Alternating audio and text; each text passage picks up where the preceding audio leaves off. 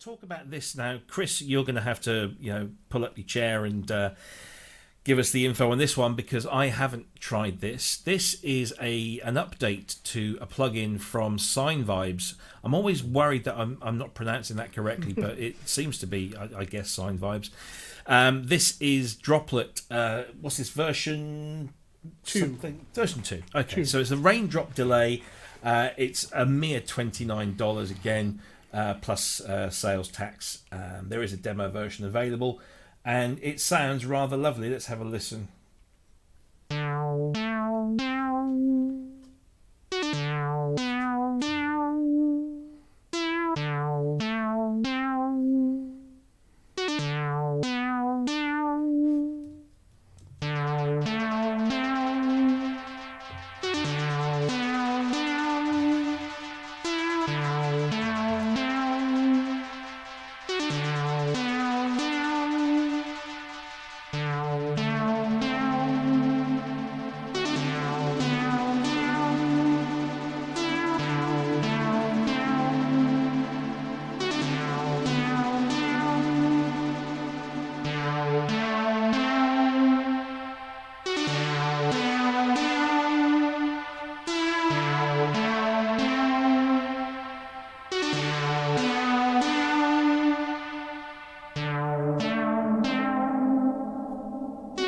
I think we get the general idea there.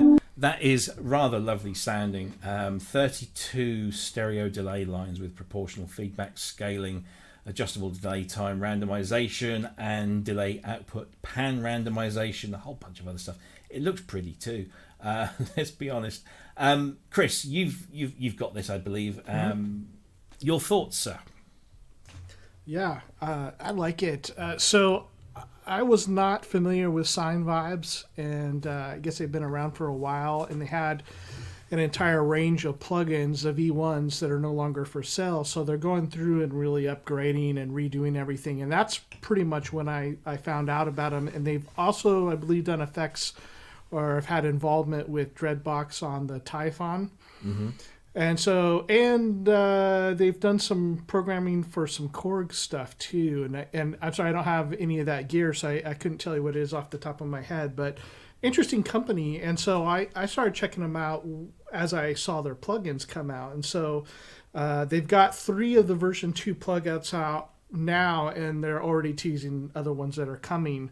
And so we featured the other 2 on the show already, Albedo, which is probably my favorite. It's kind of this granular delay reverb that is just very musical. They've got Blend, which is a chorus. Yeah. Highly shapeable. I mean, a lot of times plugins or pedals, they give you like rate and depth, or you might get a mix control or something, but this stuff you get delay time, and you get voice count and all this, how many different delay lines for it, and so they can be quite versatile.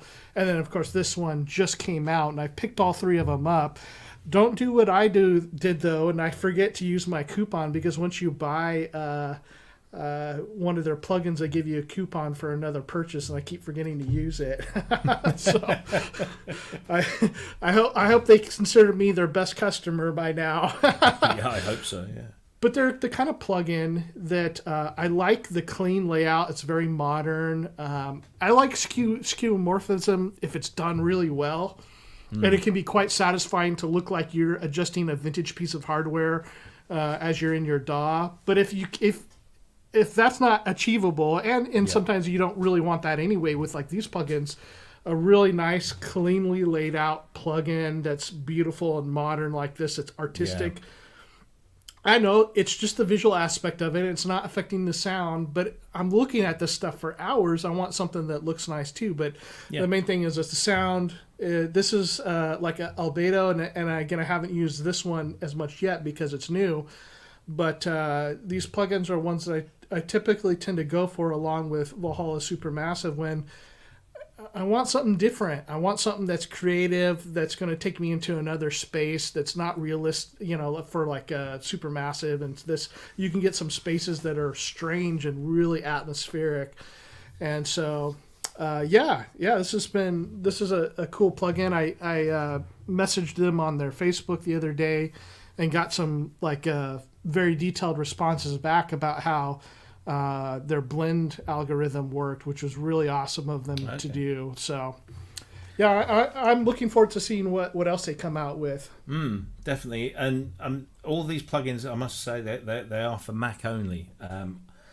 And you can actually get all three, the Albedo, the Blend, and the Droplet, with a discount, so $79 plus tax for all three. That's not bad. Which is not bad when you think, you know, it's $39 for Albedo on its own, Blend is $29, and Droplet's $29. So if you fancy all of those, you can get a discount. And of course, they do these wonderful plugins for the Korg log protocol. Some of which are, so you do have the Albedo over here and Blend as well, but we don't have one of these, the one that we're talking about, the Droplet, in the Korg format yet. Who knows?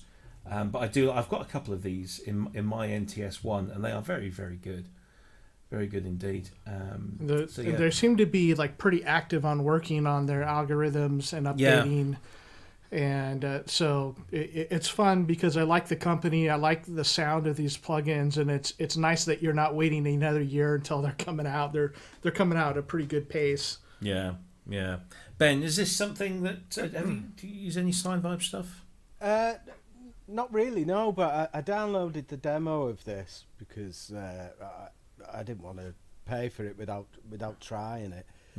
And you've answered my question with it being Mac only. I was blown away by the technical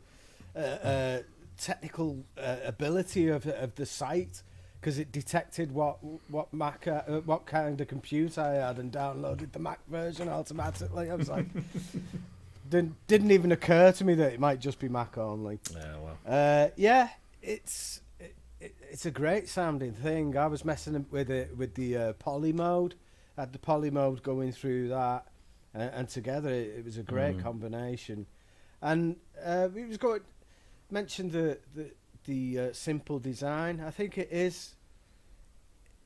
It is a nice looking thing. I'd like it to be a little bit more skeuomorphic.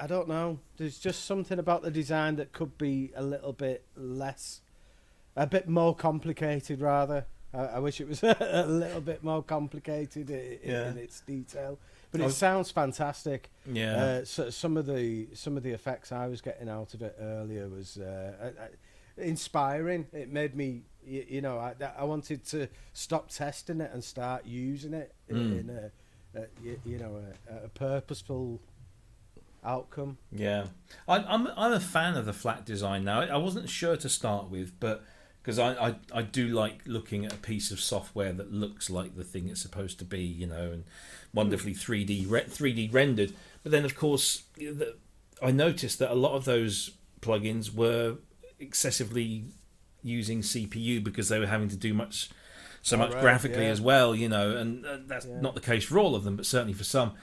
Go on.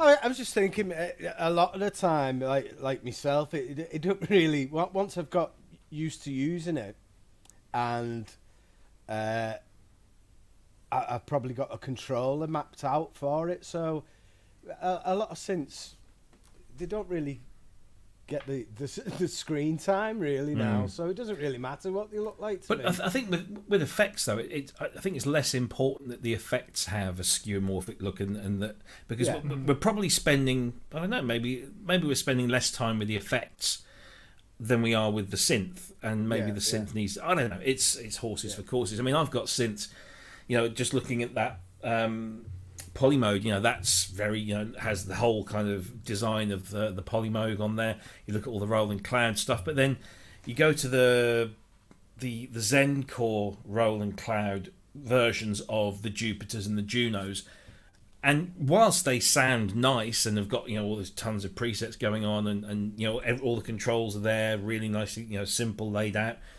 Got to admit, it's nicer when you've got the real kind of the Jupiter 8 thing on the screen, or the Juno or the JX3P on the screen, and it gives you that sense of actually, that's what I'm playing, rather than the sound. But visuals are all, I think one of the advantages.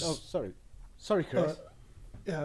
one of the advantages of having a very flat and modern design like this is you get the maximum amount of space use out of it because you're not having to simulate anything else. One of the problems that I have with a lot of software, whether it's plugins or even in my OS, is that sometimes they'll put actionable objects, knobs, and switches that are so small that you have to really fiddle around to get onto that thing that you want to move, and it becomes difficult. For instance, in Big Sur on my Mac, the notifications updated, and it used to be you could just directly click a button, and that button was, or they had two different buttons that you could click, and they're fairly decent size. Now, if I want to get rid of that or have it completed, I have to do an extra action, and it's a very tiny space on the GUI of my computer, which makes it more difficult. Whereas with some flat interfaces, now obviously Big Sur is going flatter and flatter, or Mac is going flatter and flatter. But in plugins, it's been a problem quite often where you're trying to find where that switch is, and it's I know maybe I'm sounding like an old man here or something, but it's not that. I mean, I'm talking about things that are very tiny. They're unnecessarily tiny. Like they have plenty of space to make the grabbable part of that GUI easier to use. And so when it comes to plugins like Sinevibes and Valhalla, I at least appreciate I see exactly what's going on right away. And there's some other plugin manufacturers are doing a really great job at this as well, that they make it to where you're not having to fiddle with it so much. You can just get right into adjusting it so you see where stuff is at. You're not having to open up different boxes in the GUI, or you're trying to grab that little slider that's way too skinny to try to drag it down. Yeah, sure. But anyway, there you go. That's Droplet Sinevibes Droplet plugin. It's raindrop delay plugin. It is available now for its version 2, $29 plus taxes. There is a demo version. It's for audio units and VST3s for Mac OS 10.9 and above. Shall we do let's do the weekly poll discussion. Let's get that in.